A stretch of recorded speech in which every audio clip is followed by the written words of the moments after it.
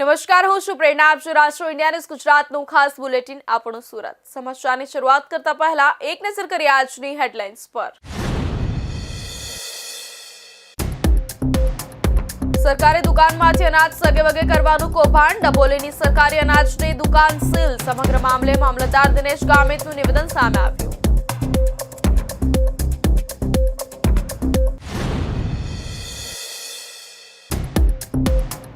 મોટા વરાછામાં 5 બાળકીના અપહરણની audio clip અફવા. પોલીસે તમામ ઓપેરા હાઉસ એપાર્ટમેન્ટની તપાસ કરી. ખોટા મેસેજ ફેલાવનાર સામે કાર્યવાહી થશે.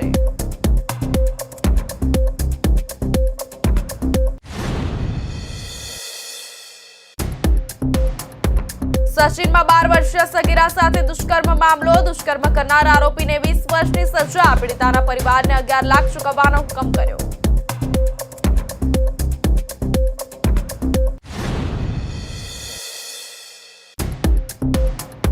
સુરત એરપોર્ટ પર ડ્રગ્સ રેકેટનો મોટો પર્દાફાશ. 6 કરોડના હાઇડ્રોબિટ કેસમાં માસ્ટરમાઇન્ડ ચેન્નઈથી ઝડપાયો. થાગાગરી ડ્રગ્સ સિન્ડિકેટનો લોજિસ્ટિક્સ માસ્ટરમાઇન્ડ.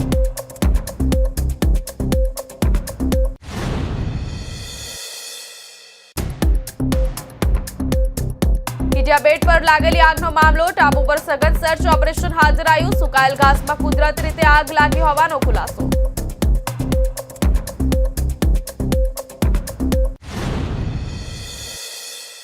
હવે સમાચાર જોઈએ વિસ્તારથી. તો સુરતના ડભોલી વિસ્તારમાં સરકારી વ્યાજબી ભાવની K40 દુકાનમાંથી અનાજ સગેવગે થતું હોવાનો મોટો કૌભાંડ સામે આવ્યું છે. સ્થાનિક લોકોની જનતા રેડ બાદ ખાનગી ગોડાઉનમાં જથ્થો મળી આવતા જિલ્લા પુરવઠા વિભાગે દુકાન સીલ કરી કાર્યવાહી હાથ ધરી છે અને ગોડાઉનનો જથ્થો પણ સીઝ કર્યો છે. હિમાંશુ, નાગજી, કૈલાશ, બંસીધર અને રાહુલ નામના ઇસમોના નામ ચર્ચામાં આવ્યા છે અને તેમની કોલ રેકોર્ડિંગની તપાસ થાય તો અનાજ ચોરીના મોટા રેકેટનો પર્દાફાશ થવાની શક્યતા છે અને સમગ્ર મામલે મામલતદાર દિનેશ ગામિતનું નિવેદન સામે આવ્યું છે. સુરતમાં ડભોલી વિસ્તારમાં આવેલી સસ્તા દરની દુકાનમાંથી સરકારી અનાજનો જથ્થો ખાનગી ગુણીમાં ટ્રાન્સફર કરી સગેવગે કરવાનું ભોપાળું ઝડપાયું હતું. આ કેસમાં પુરવઠા વિભાગે ઝીણવટભરી તપાસ શરૂ કરી છે. હાલ તો K40 નંબરની વ્યાજબી ભાવની દુકાન સીલ કરી દેવામાં આવી છે તેમજ દુકાનનો ઘઉં ચોખાનો જથ્થો સીઝ કર્યો છે. આ સાથે જ આ દુકાનમાં રહેલો સરકારી અનાજનો જથ્થો એક કરતાં વધુ દુકાનોનો હોવાથી મોટા કૌભાંડની આશંકા સેવવામાં આવી રહી છે. પુરવઠા વિભાગને પ્રાથમિક તપાસમાં દુકાન નંબર K40 પરથી ઝડપાયેલો જથ્થો એક કરતાં વધુ દુકાનનો હોવાની સંભાવના વ્યક્ત કરાઈ છે. તેથી શહેરની કઈ સસ્તા દરની દુકાનના સંચાલકો ગરીબોના હકનું અનાજ ઓહિયા કરી રહ્યા છે તેના મૂળ સુધી પહોંચવા માટે પુરવઠા વિભાગે તપાસ હાથ ધરી છે. પુરવઠા વિભાગ દ્વારા ઊંડાણપૂર્વકની તપાસ કરવામાં આવે તો સચિન ગોડાઉન જેવું ભોપાળું બહાર આવે તેવી સંભાવના છે. એટલું જ નહીં, સચિન ગોડાઉનમાંથી સરકારી અનાજ વગે કરનારાઓ પૈકી કેટલાક ફરી સક્રિય થયા અને આ ભોપાળામાં તેઓએ પણ હાથ કાળા કર્યા હોવાની ચર્ચાઓ ચાલી રહી છે.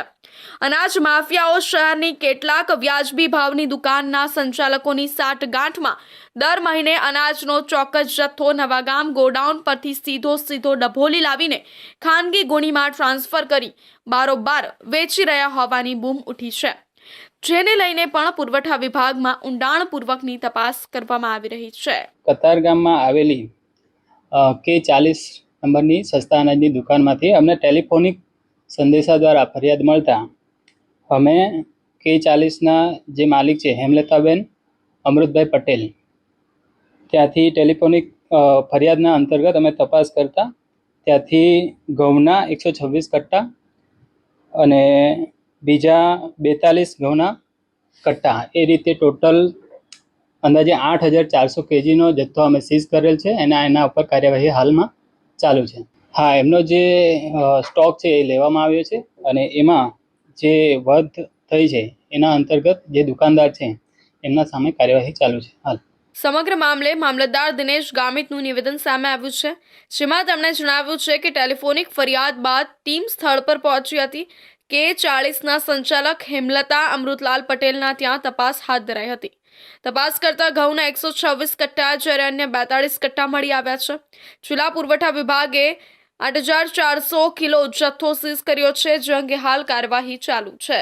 અહીં આ સસ્તા અનાજની દુકાન છે તો અહીંના લોકો દ્વારા વારંવાર અમને કહેવામાં આવતું હતું કે બેન અમને પૂરતો જથ્થો અનાજનો આપતા નથી, તમે કંઈક કરો. જ્યારે અમને વધારે ફરિયાદ આવતા અહીં તપાસ કરી તો અનાજના ગોડાઉનો ભરેલા હતા અને એ બપોરના સમયે પોતાના પ્રાઇવેટ વાહનોમાં ભરીને અન્ય જગ્યાએ ખસેડવામાં આવતા હતા.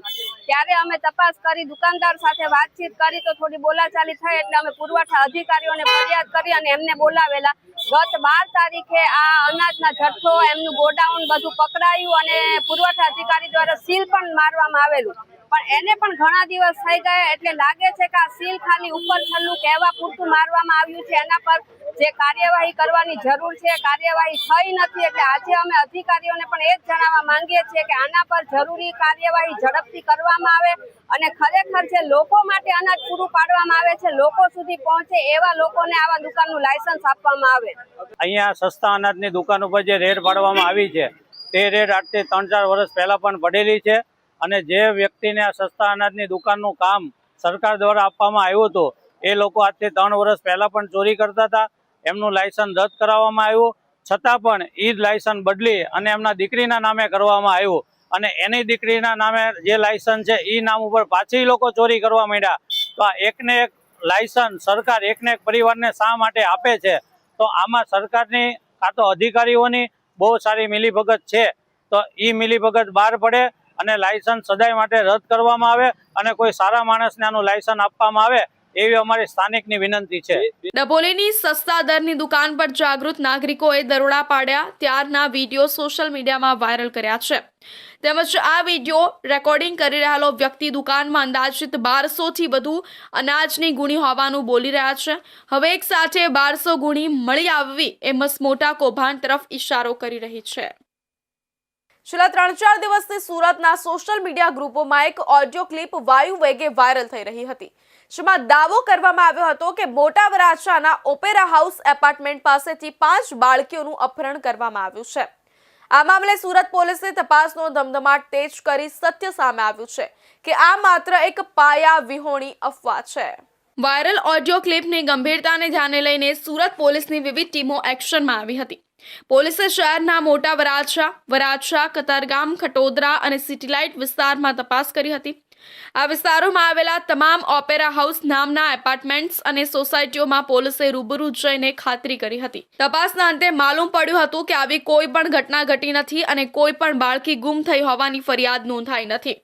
સુરત પોલીસે સત્તાવાર સ્પષ્ટતા કરતા જણાવ્યું છે કે નાગરિકોએ આવા પાયા વિહોણા મેસેજથી ડરવાની જરૂર નથી.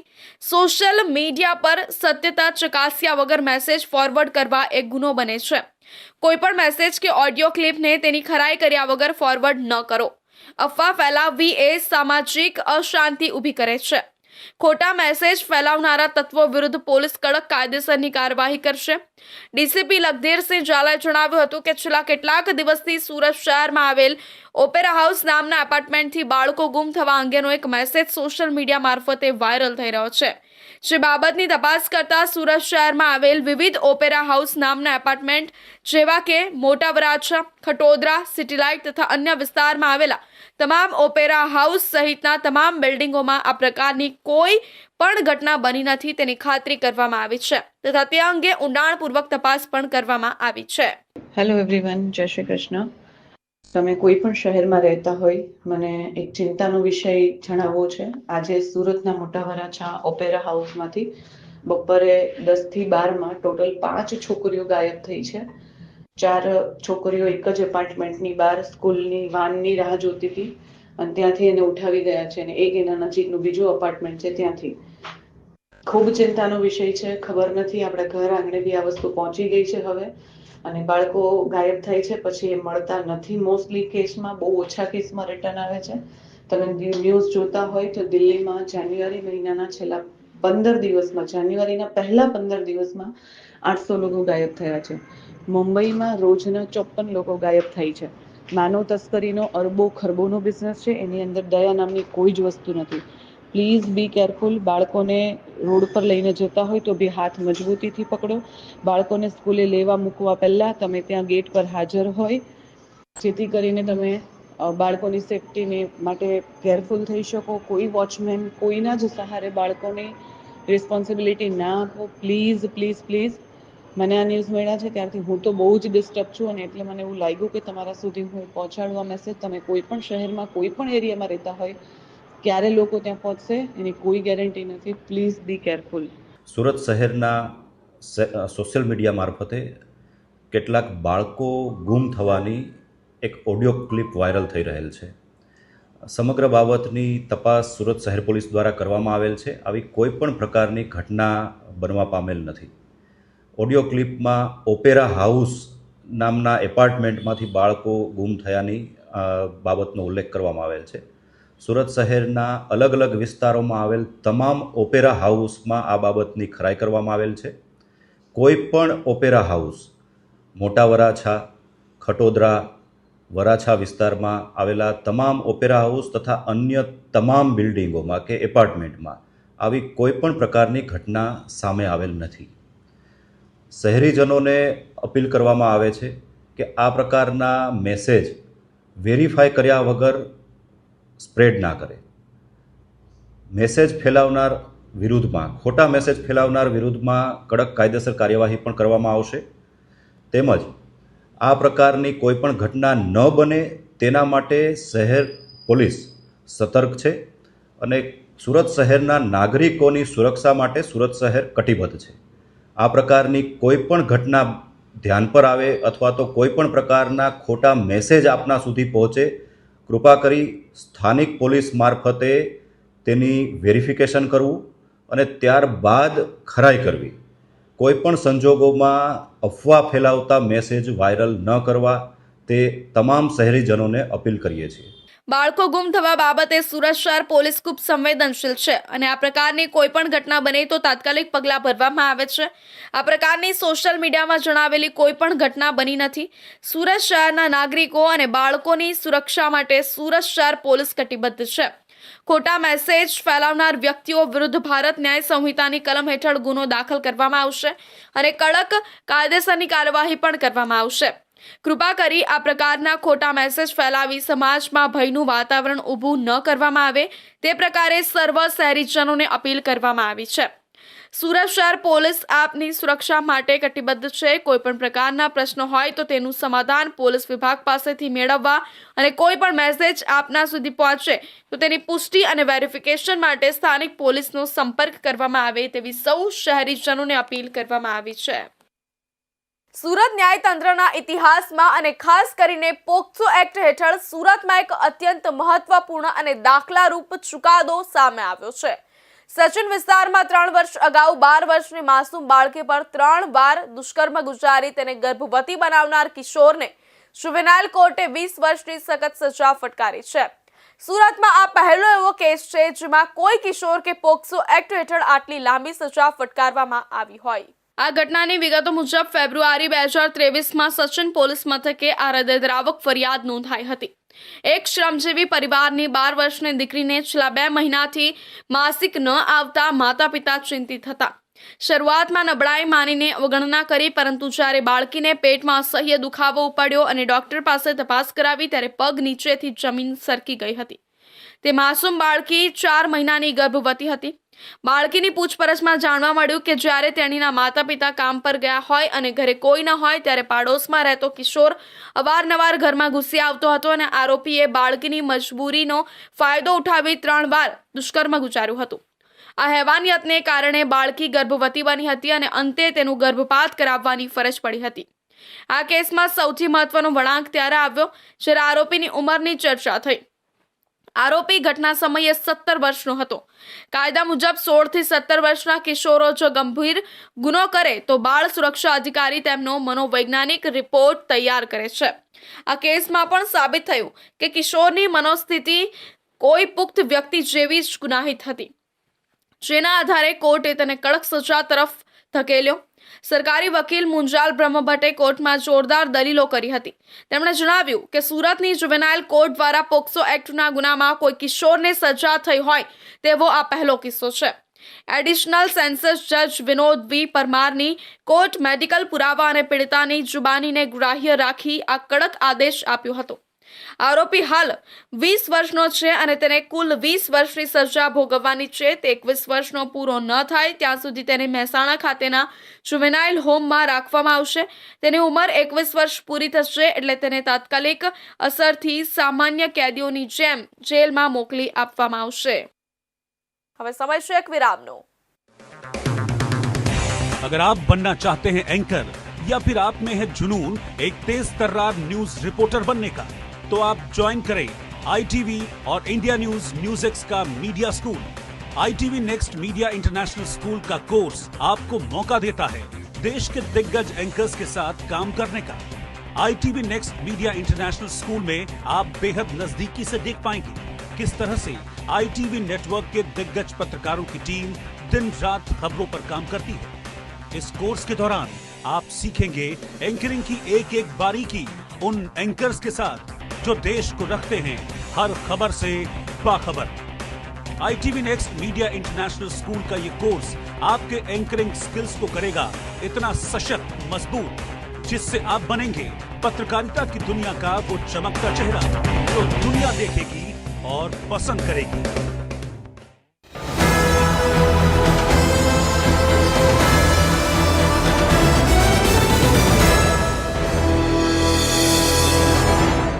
વિરામ ફરી આપ સૌનું સ્વાગત છે. સુરત શહેર ક્રાઇમ બ્રાન્ચે આંતરરાષ્ટ્રીય ડ્રગ્સ માફિયાઓ વિરુદ્ધ ચાલી રહેલી જંગમાં એક મોટી સફળતા મેળવી છે. ગત ડિસેમ્બર મહિનામાં સુરત ઇન્ટરનેશનલ એરપોર્ટ પરથી પકડાયેલા 6.18 કરોડના હાઇડ્રોવીટ કેસમાં તપાસનો ધમધમાટ તેજ કરતા પોલીસે આખા રેકેટના મુખ્ય સૂત્રધાર અને લોજિસ્ટિક્સ સંભાળતા થાગા ગની ઉર્ફે શાહજહાંને તમિલનાડુના ચેન્નઈ ખાતેથી દબોચી લીધો છે. આંતરરાષ્ટ્રીય ડ્રગ્સ નેટવર્કમાં જેનું નામ લાંબા સમયથી ચર્ચાઈ રહ્યું હતું તેવો 50 વર્ષીય થાગા ગની ઉર્ફે શાહજહાં ચેન્નઈના 7 વેલ્સ વિસ્તારનો રહેવાસી છે. શાહજહાં માત્ર એક સામાન્ય ગુનેગાર નથી, પરંતુ તે બેંકોક અને ભારત વચ્ચે ચાલતા ડ્રગ્સ સપ્લાય ચેઇનનો મહત્વનો કડીરૂપ માણસ છે. તેની પ્રોફાઇલ તપાસતા જાણવા મળ્યું છે કે તે અગાઉ વર્ષ 1999માં ચેન્નઈના B1 પોલીસ સ્ટેશનમાં કોપીરાઇટના ગુનામાં પણ પકડાઈ ચૂક્યો છે.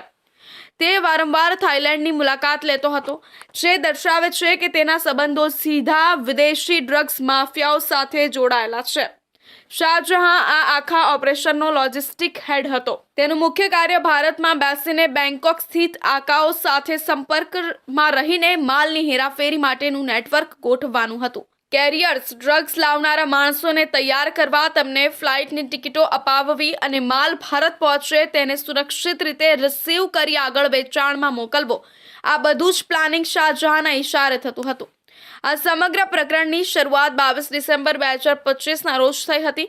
સુરત ક્રાઇમ બ્રાન્ચને ચોક્કસ બાતમી મળી હતી કે બેંકોકથી સુરત આવતી ફ્લાઇટમાં કરોડોનું ડ્રગ્સ ઘુસાડવામાં આવી રહ્યું છે. પોલીસે વોચ ગોઠવીને એર ઇન્ડિયા એક્સપ્રેસની ફ્લાઇટમાંથી મોહમ્મદ ઇકબાલ અહેમદ ખાન અને રાશિયા અબ્દુલ કપૂર નામના 2 કેરિયરને ઝડપી પાડ્યા હતા.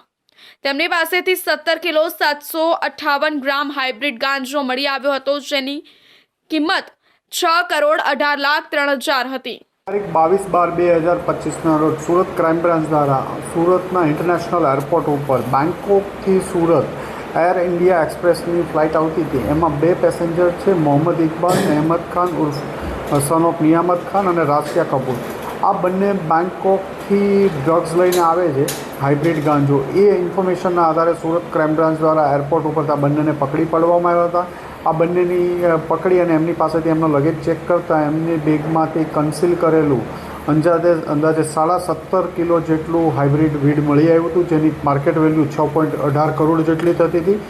આ બંને ઉપરાંત આ જે મુદ્દામાલ છે આ બંને બેંકોકથી લાવ્યા હતા અને એ બહાર સુરત એરપોર્ટ ઉપરથી જ તામિલનાડુનો એક થમીમ ઉર્ફે તમીમ ઇબ્રાહિમ અંસારી, જે કાંચીપુરમ તામિલનાડુનો છે, એને આપવાનો હતો અને એ લેવા માટે બહાર આવ્યો છે. એ ઇન્ફોર્મેશન આધારે ક્રાઇમ બ્રાન્ચની ટીમે બહારથી તમીમ અંસારીને પણ પકડી પાડ્યો.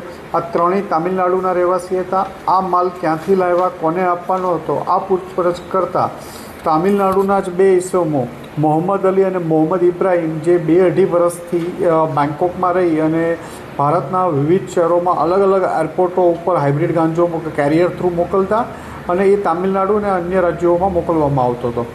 આમની પૂછપરછ દરમિયાન આ માલ આગળ થાનાગની ઉર્ફે શાહજહાં જે ચેન્નાઈ તામિલનાડુમાં રહે છે એને ત્યાં આપવાનો હતો. અહીંથી તમીમ લઈ અને સુરત એરપોર્ટથી રિસીવ કરી અને ત્યાં આપવાનો હતો.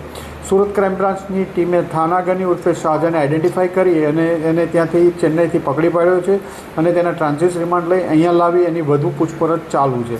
સુરત ક્રાઇમ બ્રાન્ચની ટીમે ટેકનિકલ સર્વેલન્સ અને હ્યુમન ઇન્ટેલિજન્સ દ્વારા શાહજહાંનું લોકેશન ચેન્નઈમાં ટ્રેસ કર્યું હતું. તાત્કાલિક એક ટીમ તમિલનાડુ મોકલવામાં આવી અને 12 ફેબ્રુઆરી 2026ના રાતે મધરાતે એક ગુપ્ત ઓપરેશન પાર પાડીને શાહજહાંને ઝડપી લેવામાં આવ્યો હતો. ત્યાંની સ્થાનિક કોર્ટમાંથી ટ્રાન્ઝિટ રિમાન્ડ મેળવી તેને સુરત લાવવામાં આવ્યો છે, જ્યાં હાલમાં 18 ફેબ્રુઆરી સુધીના તેના પોલીસ રિમાન્ડ મંજૂર કરવામાં આવ્યા છે. શાહજહાંની પૂછપરછમાં 2 મોટા નામ સામે આવ્યા છે: મોહમ્મદ અલી અને મોહમ્મદ અબ્રાહિમ. આ બંને મૂળ ચેન્નઈના છે, પરંતુ હાલમાં બેંકોકમાં રહીને આંતરરાષ્ટ્રીય ડ્રગ્સ સિન્ડિકેટ ચલાવે છે. તેઓ છેલ્લા 2-2.5 વર્ષથી ભારતના અલગ અલગ શહેરોમાં શાહજહાં જેવા એજન્ટો મારફતે હાઇબ્રિડ ગાંજો ઘુસાડી રહ્યા છે.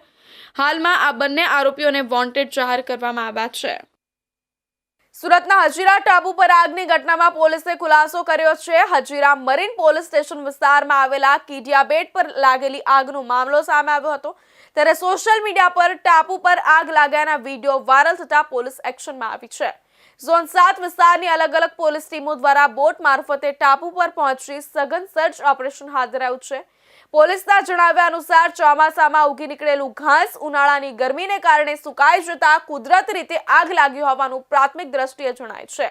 હાલ પોલીસ દ્વારા સમગ્ર વિસ્તારમાં તપાસ અને નિરીક્ષણ કરવામાં આવી રહ્યું છે. ડુમસ પાસે આવેલા કીડિયા બેટ પર શનિવારે રાત્રે લાગેલી આગ સૂકા ઘાસમાં લાગી હોવાનું પોલીસે જણાવ્યું છે. એસીપી સહિતના અધિકારીની ટીમે સ્થળ તપાસ કરી હતી. એસઓજીની ટીમે ડુમ્મસ પાસે આવેલા કીડિયા બેટ પરથી ચોરીના ડીઝલનું કૌભાંડ પકડી પાડ્યું હતું.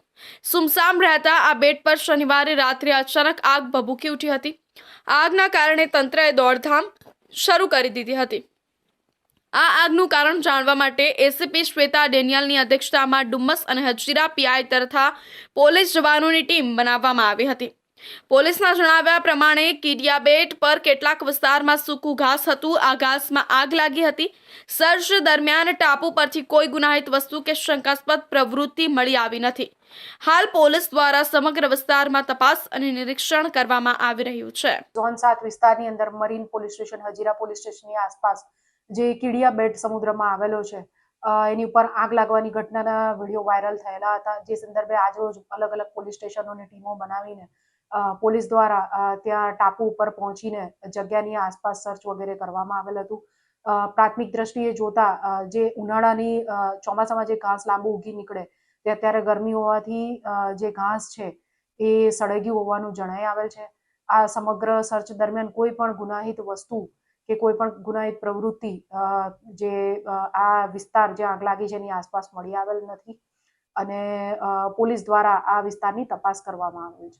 કીડિયા બેટ પર ડીઝલ કૌભાંડ પકડાયા બાદ બેટ પર કબજો કરીને ગેરકાયદેસર ઝીંગા તળાવ સહિતની ગેરકાયદેસર પ્રવૃત્તિ ચાલતી હોવાની ફરિયાદ ઉઠી હતી. જ્યારે મામલતદારે ડ્રોનથી સર્વે કરવાની કામગીરી શરૂ કરી છે. સુરતના ઉમરા વિસ્તારમાં સામૂહિક સુસાઇડ મામલામાં ઉમરા પોલીસે દુષ્પ્રેરણાનો ગુનો નોંધ્યો છે.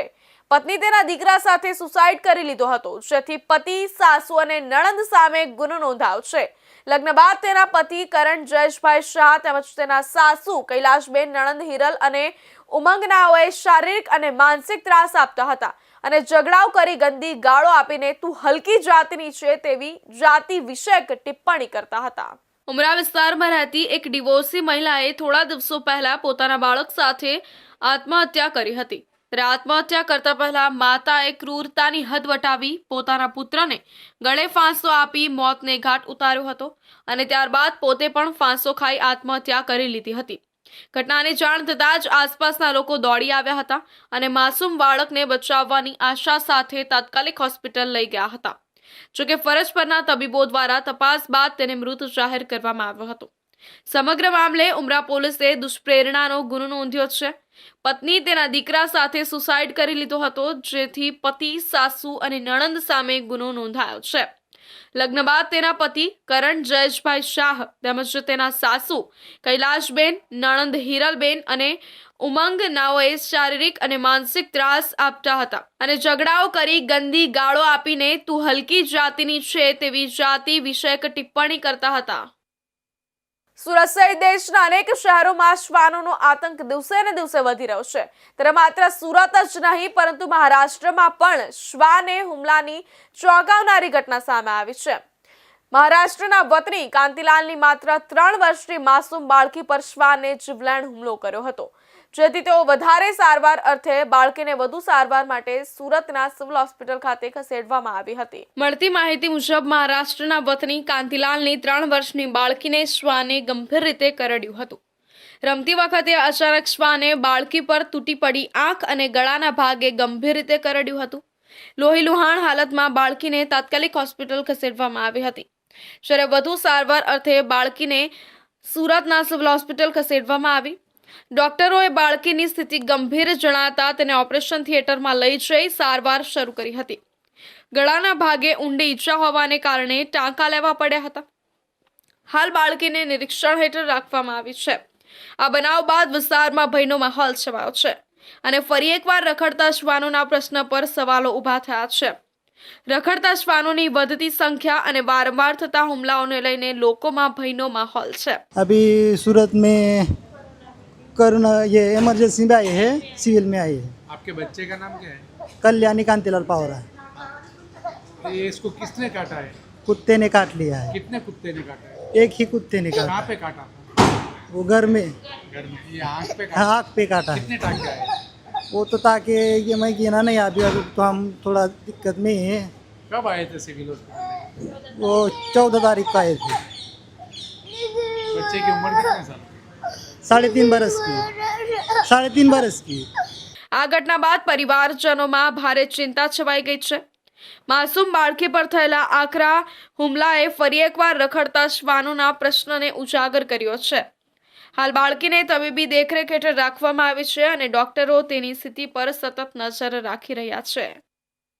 તો આ તો અત્યાર સુધીના મહત્વના સમાચાર। વધુ સમાચારો માટે જોતા રહેજો ઇન્ડિયા ન્યૂઝ ગુજરાત।